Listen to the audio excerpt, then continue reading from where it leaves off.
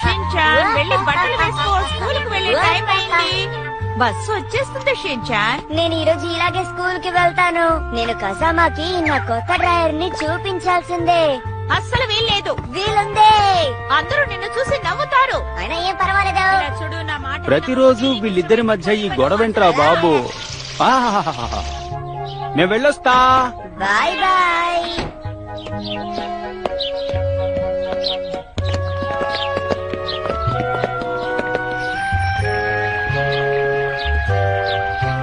Missus Lohara, good morning. Bus వచ్చేసింది. అరే, bus వచ్చేసింది షిన్చాన్. Sorry madam. మా అమ్మ నన్ను తర్వాత దిగబడుతుందిలేండి. నువ్వు అసలు మాట్లాడకు. సరేనండి, తర్వాత కలుస్తాను.